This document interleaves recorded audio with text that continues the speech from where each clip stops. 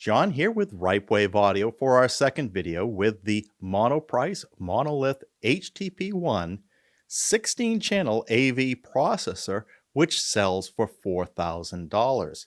Now, in our first video, what we did along with an unboxing was compare it against several of its peers in the $2,000 to $5,000 range of other AV processors. So in that grouping, we had starting off the Emotiva XMC2 at $2,500, the Marantz AV-7706 at $3,200, the Emotiva RMC1L for $3,200 as well, the Emotiva RMC1 at $3,800.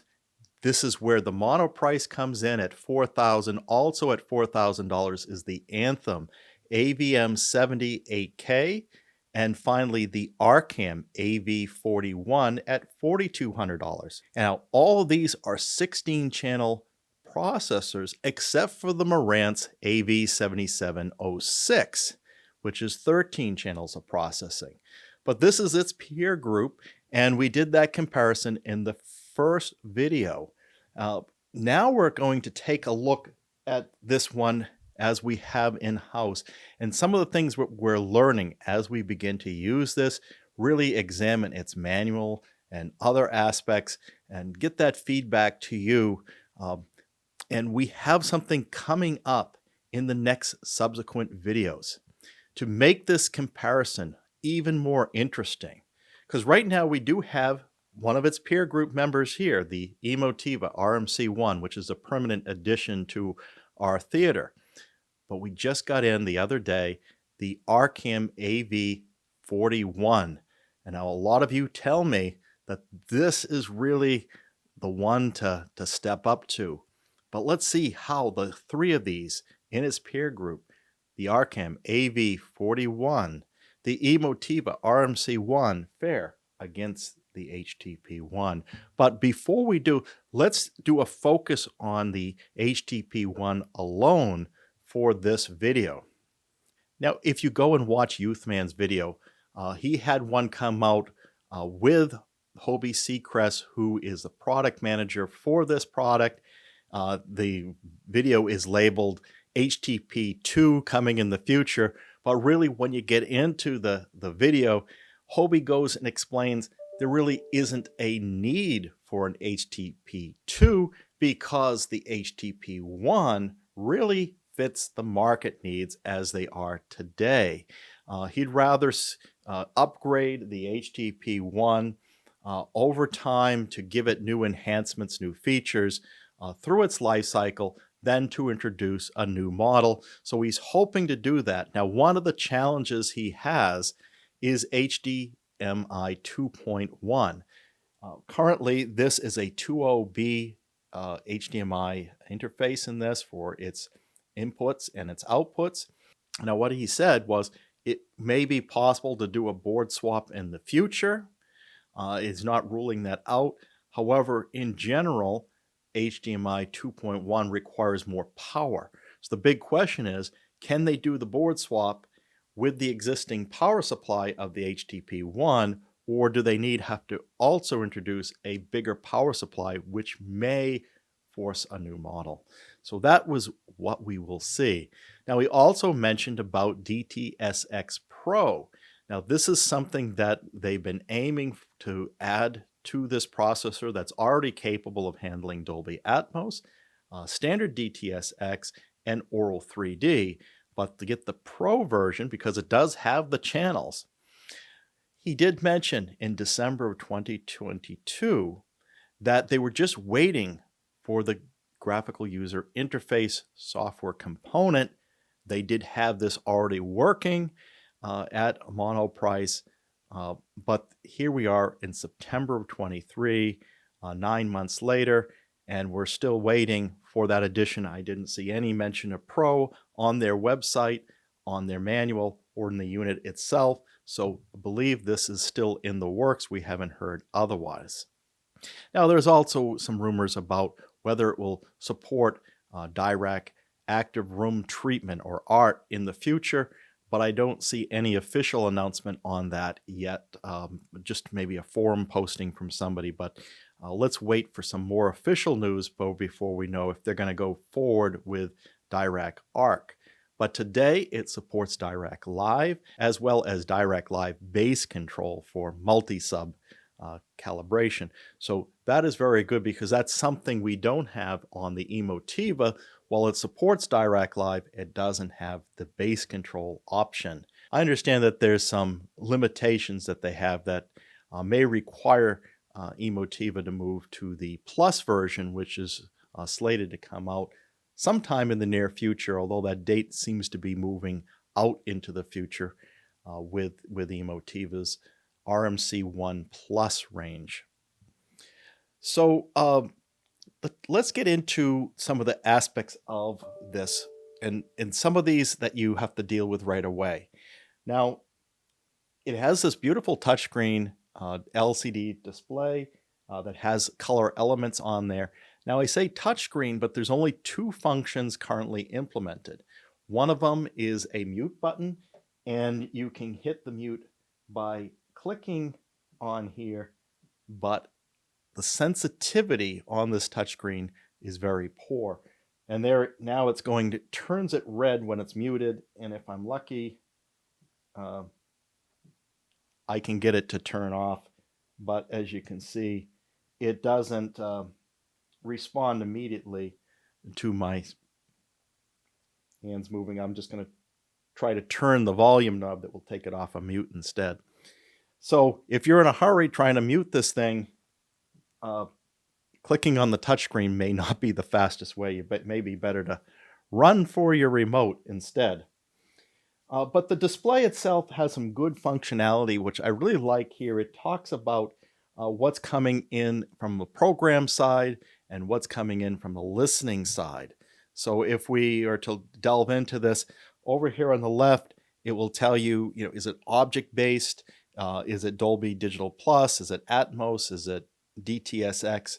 What is the source? It'll even put the icon for that source format. And then over on the left, on the listening side, it's telling you what it's using for a decoder. Is it using the same decoder as it was programmed for, or is it doing some upmixing with something else like the Aural 3D upmixer? And it will tell you how many speakers it's putting out. So the source will be here on the left, but on the right, it will tell you, like in our case, it might be listening on a 7.2.4 system coming out on the listening side. And I find that very clear and easy to see. And then it's got its special listening modes, whether it's in night mode or Dirac is on or off, and loudness is on or off. And then if it has the DTS dialogue up enhancements on or off. And then also you will see here is your IP address for your Ethernet and whether you have your wireless configured and its IP address. So that's a nice display on this unit. There's nothing else, as we said on the video before. There's no earphone jacks. There is no buttons for navigation. And you say to yourself, oh, how do you navigate around the system other than the remote control? But it's through a web page interface only. There's no on-screen display navigation. In fact, if you look at the remote, there is no setup button as you would typically see on a remote. There are buttons here, and this is kind of unique. Instead of just having an input button that you can cycle through inputs of HDMI, analog, digital inputs, etc., they've divided up in this corner here. That's your HDMI cycle through, so we'll go from TV 1, 2, 3 all the way up to 8. This button here is your streaming services up in the upper right of the tray. So Roon as well as Bluetooth will be listed there, as well as USB audio that it will cycle through. And then if I hit this button on the bottom right, that will cycle through all the analog inputs. And as we noted on the other video, there's only 2 analog inputs. Now, you might think that this has a phono input, but it doesn't because it has a ground terminal on the back. No, that's not used for a phonograph, that ground terminal. That's used if grounding is needed between this processor and the amplifiers it's serving. And we also covered in the prior video that ATI is the manufacturer of this, and this is very common in ATI amps. And amps that they produce, like for Outlaw Audio, will have a grounding terminal on the back of them. And they say that this is really designed to get rid of 60 cycle hum and make that common ground between the amp and the processor if it's necessary. Now, I'm not getting any hum out of this unit, so I don't think that's an issue. And furthermore, my amps, which are mainly Emotiva amps, don't have such a grounding pin on the back of them. But if you're using this with amps that do, then you can interconnect that and have that further protection against hums that are coming through the system. So the next button here is your digital. It's listed as SPDIF, Sony Philips Digital Interface, and I can cycle through here, coax 1, coax 2, coax 3, and optical 1, optical 2, as well as optical 3. As finally, an AES EBU. Now, if you're not familiar with this format, it's really just a balanced version of the SPDIF connection. So you have coax, you have for the RCA type connection to your digital sources, you have Toslink for optical interface, and you have AES EBU for a balanced connection. And you typically don't see this in home audio, but you see it in Pro Gear, and occasionally, like a CD player may have that if it's a professional level CD player. And that's how you cycle it through. Now, I much prefer having direct buttons, but of course, like some other products, you can program in preferences and access them through the remote. But I do like this fact that they have analog, digital, HDMI, and streaming all on different buttons to cycle through. It's kind of unique there. The other thing that's unique about the remote, because there's the outer edge, which chooses your source, and then the inner navigation here gives you what decoder you're going to use. Is it going to be native format at the top? Is it going to be Dolby over here in the right? Is it going to be Aural 3D on the bottom, or DTS here on the left? And the middle button gives you your direct decoding. So the usability on this, I think, to choose what you want for decoder is very nice on this. And you have buttons here to up, raise and lower the volume and the dialogue, but there isn't separate trim buttons like you have on the Emotiva for the surrounds and for the subwoofer, which we really like. And they're pretty unique. Not many products have those individual trims. So not a bad remote. It's kind of light compared to some of the other ones.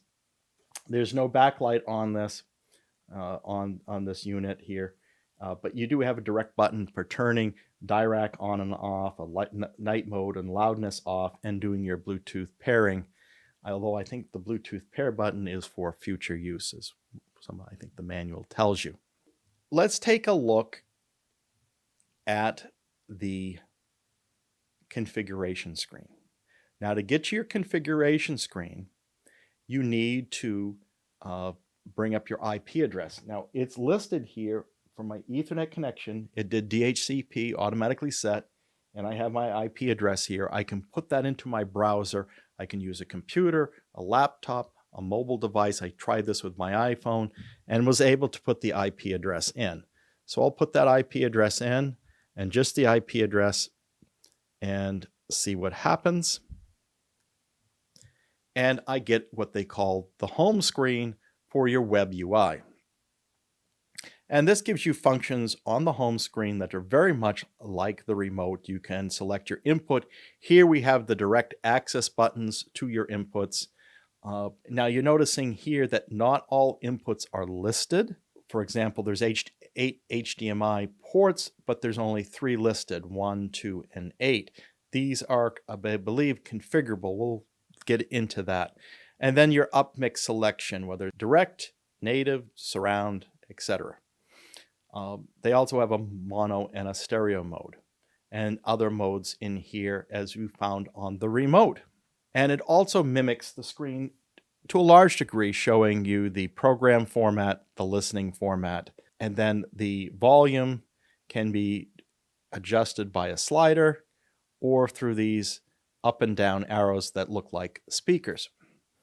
And it's pretty responsive. As soon as I click it on the screen, it's instantaneous pretty much on the unit itself. So there is making a very good connection here. Now, one thing I wanted to point out here is if you hit the info button on the remote, it brings up very small details on the screen. I don't know why they chose such small fonts, but you have to be pretty close and have good eyes to read it. But there's also an info button on the web page interface, and it'll let you get to the release notes of this product. And this particular version I have is version 1.10.0. It looks like this was committed. The software was finished June of this year. So this is a new build.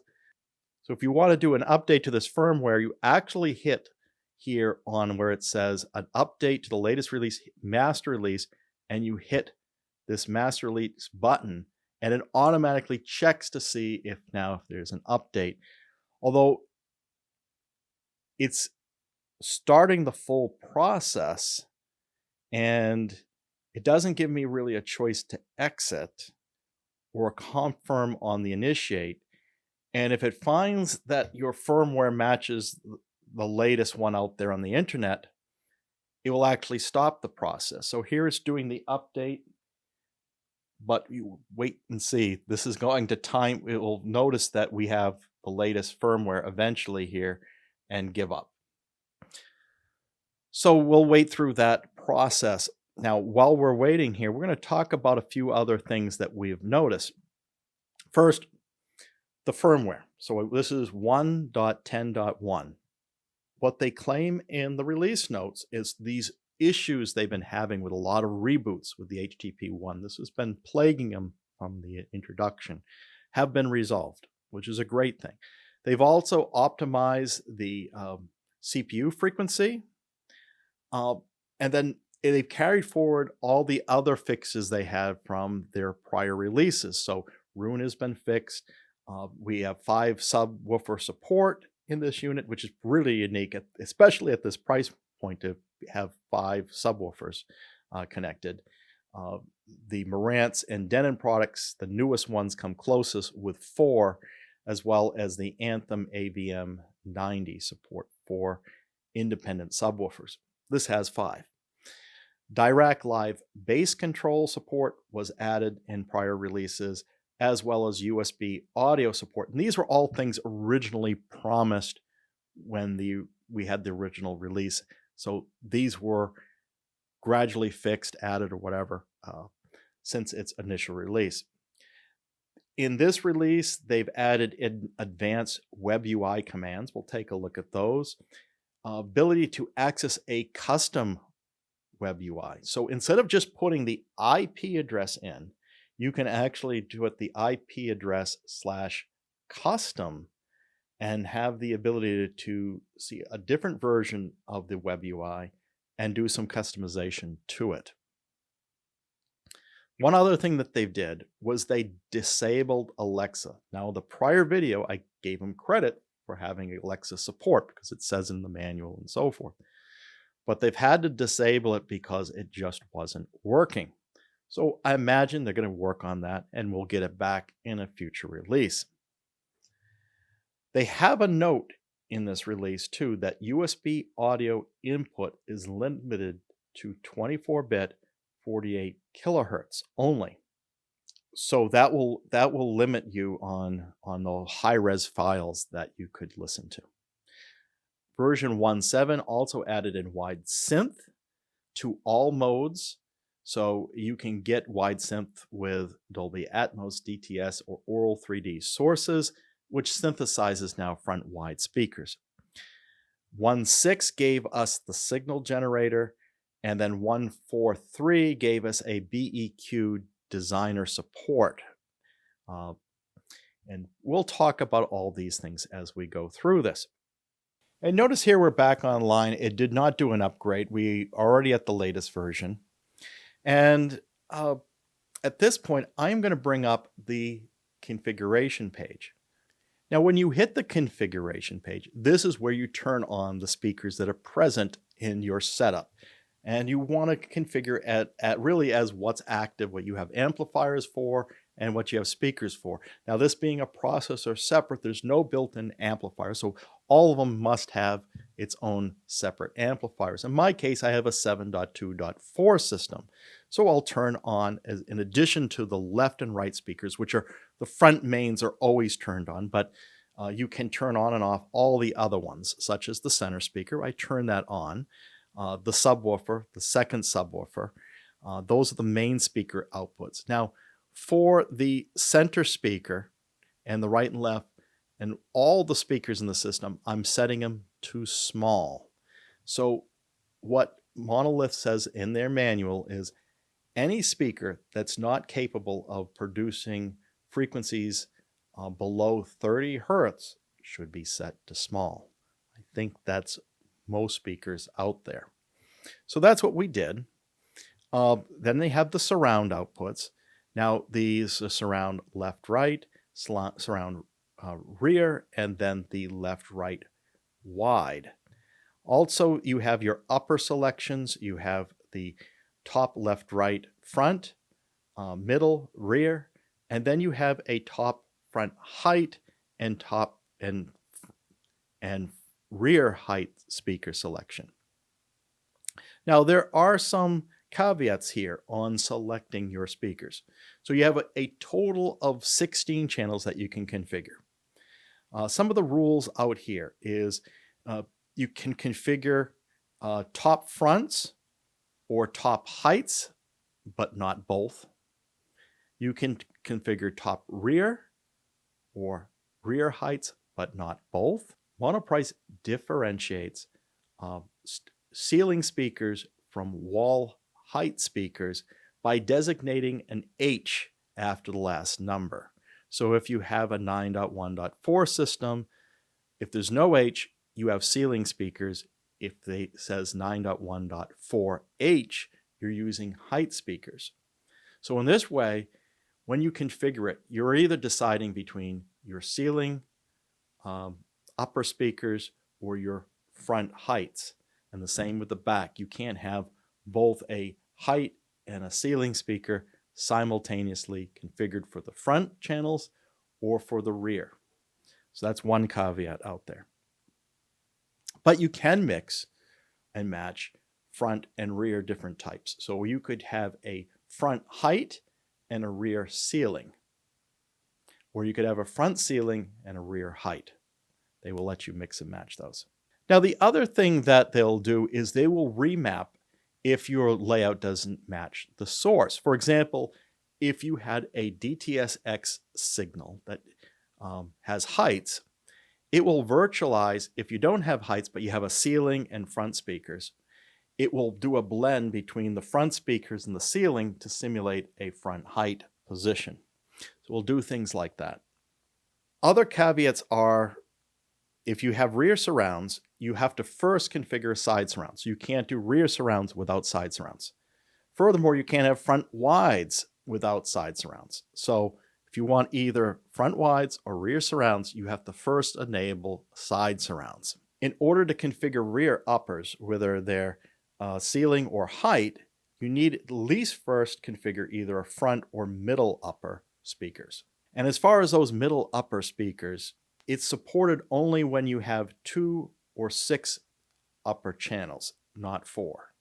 So if you only have 4 in the ceiling, you got to use your front and your rear, and you can't configure a middle upper if you only have 4 speakers. And the other thing is, in order to use subwoofer 3, you have to have subwoofer 2 enabled. They don't talk about 4 and 5. I imagine the similar goes with it. You have to start with the lower numbers and work your way up to the 5th one. So those are some caveats on configuring the speaker layouts.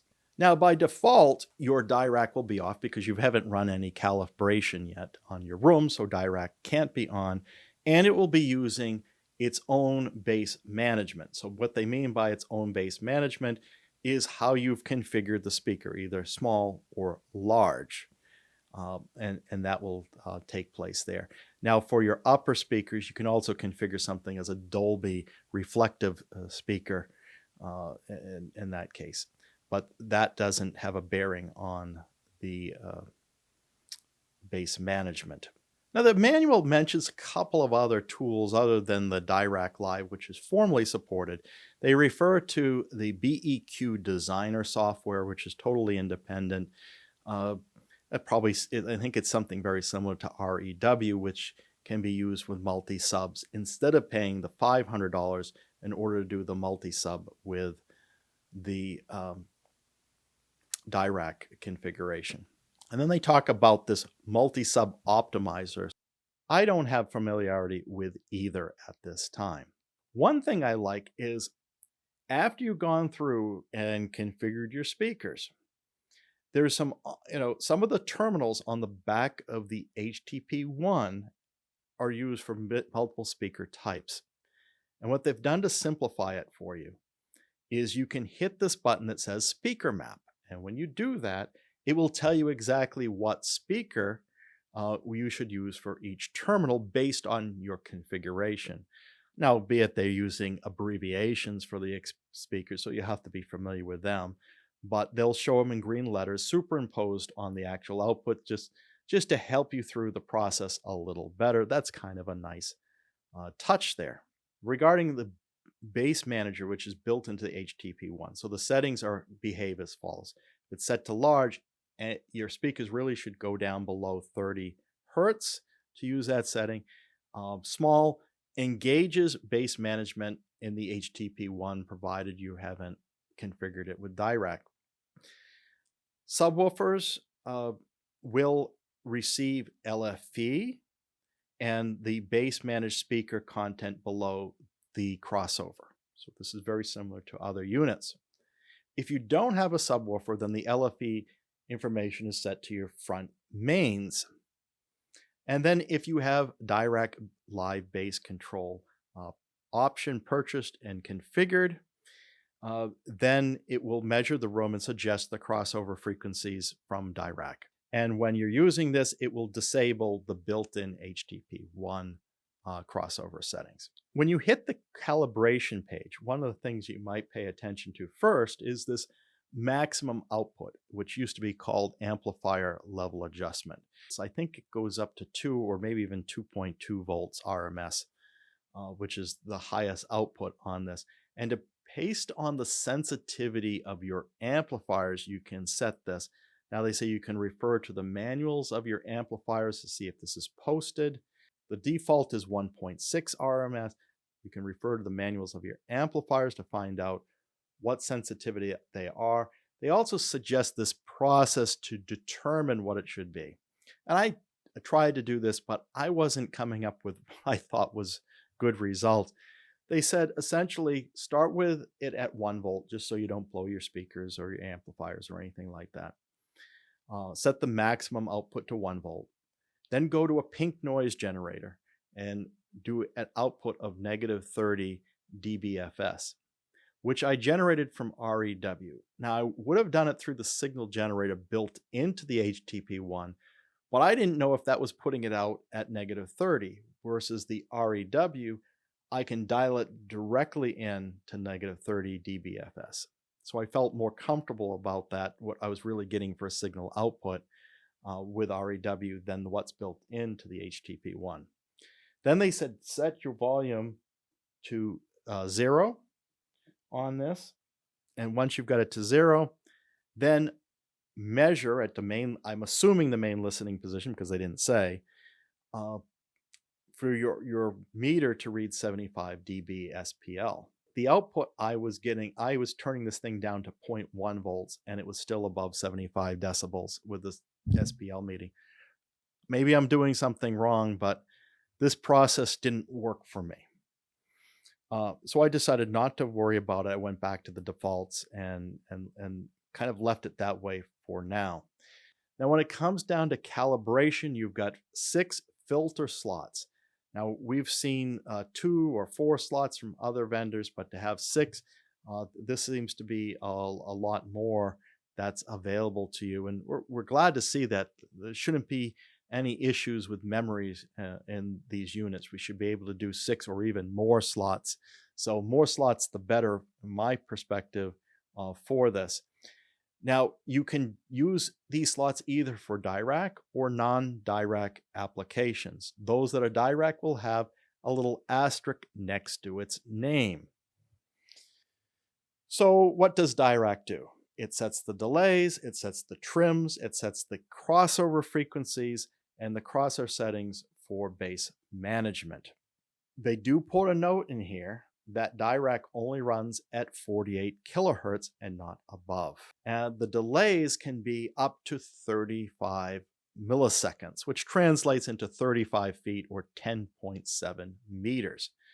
I will point out, this is the first processor or receiver that we brought in that didn't come with a calibration microphone. Now, albeit a lot of them don't have a good enough quality one to begin with, and we end up using our UMIC one anyway. So you will have to buy a calibration microphone. Why not the UMIC one? I found the cheapest price tends to be on the mini DSP site itself at $79 US. Amazon even had it over $100. So better to get it probably from mini DSP, unless there's shipping charges that bring it up over $100 anyways. But you will have to get a calibration microphone to make DIRAC work. We don't recommend using the one built into your laptop or computer. What do they recommend? They talk about disabling your PEQ equalization. There is PEQ built into the HTP-1, but don't set those before DIRAC. They will interfere. Although they do talk about one advanced exception use case where you may want to kind of precondition the signal, but they said you have to be an expert to use that, so probably stay away from it. They make sure that's turned off. Set your speaker layouts. This is really important because if DIRAC thinks there's a speaker that's not there, you'll have problems. And if you don't have a speaker configured, then DIRAC will not calibrate for that speaker. So it should match what you have up and running. DIRAC Live does require this runs from a laptop or a PC, so you will need that. It's not supplied. Unlike some other units, like the Onkyo, you can run DIRAC directly from it and not from a computer. So that was a nice option. So when it does your calibration, you download the tool, you attach the USB microphone, then you launch DIRAC. When you do it, it will lock this from operations. There's actually a message that will pop up on the screen saying that's locked out. There was also a message that pops up when you're doing signal generation, so you know these things are interfering with normal operations. Then you choose the microphone that you want to use. You choose, in our case, was the UMIC 1. You'll set the volumes for calibration. So you want to set them approximately 20 dBs for each channel. Then you do your measurement. Again, make sure your configuration matches actual. Then you do your filter design.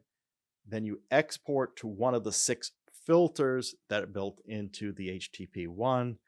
And then you can modify, if you want, the calibrated values within the HTP-1 calibration page. Of course, if you know what you're doing, you can do that right from the filter design of DIRAC, but being able to adjust it within the HTP-1 itself is a nice thing without having to go through this export. Lets you do things a little more on the fly by doing it directly in the HTP-1. So when you have DIRAC running on the HTP-1, you have different modes. You have DIRAC on, which is fully engaged DIRAC. You have DIRAC bypass. It will bypass the correction, but keep the delays and the trim values as determined by DIRAC. And base manage is done through HTP-1, not through DIRAC. When you turn direct off completely, then the direct delays and trims are ignored and the user trims are used instead along with HTP-1 settings. Direct Live Base Control. So this was introduced in version 1.7. With it came an updated Direct Live direct filter format.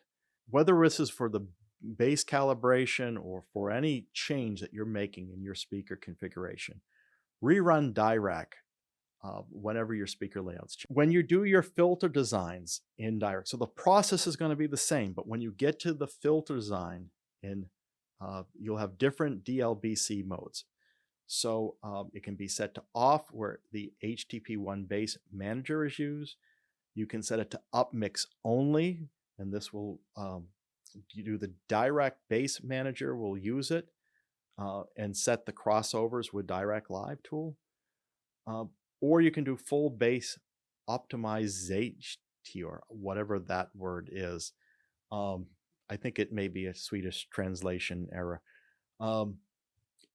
But it's only enabled with the license. So if you pay the extra money to get the license, then you can do the full base. Now we talked about the signal generator. So for non-direct applications, they have a THX-like band limited noise, a louder reference noise, a polarity pulse, a left signal input, right signal input, and sine wave options for generating signal. Direct Live comes with the HTP-1. So you'll be able to do this. Unlike Marantz and Denon, where you have to pay an extra fee, you get that by default. But if you want to do single subwoofer control through Direct, you have to pay another $350. But if you want to do multi-sub, 2 or more subs, $500. Now you can upgrade for $180 if you started with single. Now the unit does have a 16-band parametric EQ in this. It can be used to modify the direct calibration or apply that pre-compensation to help direct out. Again, we said it was advanced users only on that. So better just to use it with direct. There's also low shelf and high shelf filters available. When configuring your inputs, now there's a lot of inputs on the back of this. We usually don't have as many, but we all have different combinations of things that we bring into our processors. So the ability to rename the inputs as you can in this case, you can decide which ones hide from your home page so that it's not overly cluttered. And that's why we had 1, 2, and then it went to 8. Determine whether it's going to be a UHD 4K capable input.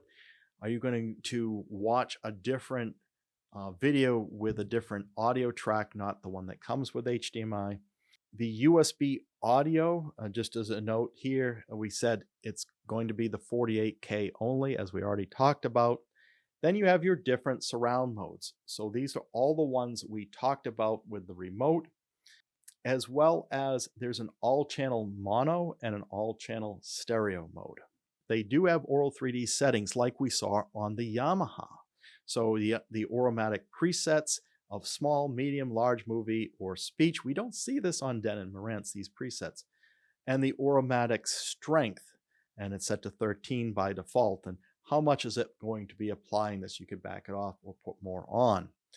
Now, what's unique about this unit? We haven't seen this wide synth feature in any other processor we've looked at. We've looked at Onkyo, we've looked at Denon, Marantz, Emotiva, Anthem, and Yamaha, and now with this Monoprice, we see a feature we don't see on the other ones. Now, the other ones, a lot of them don't support front wide channels, so except for the Anthem and the Emotiva, but this ability to expand to the front wides allow you to do it other than having a Dolby Atmos that has front wide programmed in. Now you can simulate this in for DTS:X using Neural X, because it's normally limited to just 12 channels with no front wides. And Auro 3D doesn't support front wides. And this adds that capability if you want front wides used with Auro 3D content. Top middle is also synthesized with this mode. So if you have top middle speakers and there's no content there, it will simulate that middle row for you. And if you happen to have the unit in direct mode, then the wide synth is disabled. They also have a bass enhancement feature, which we see on other processors and receivers. Even if you have large speakers that can go below 30 hertz, it will blend in the LFE. It will give more bass. So LFE is sent to both the subwoofer and the mains, even if you set your speakers to large. Then they have the night mode, and this is, let Dolby determine it with the auto mode, or turn it on for Dolby and DTS decoders for that compressed dynamic range. The subwoofer becomes all attenuated, or you can turn this off and the decoders for Dolby and DTS just do their normal operation. And then you have dialogue enhancement and loudness enhancement. So the loudness is applied to the contours as specified with the ISO standard 226, but you can do some calibration on the EQ page. So you can do loudness calibration, which is very unique with this product.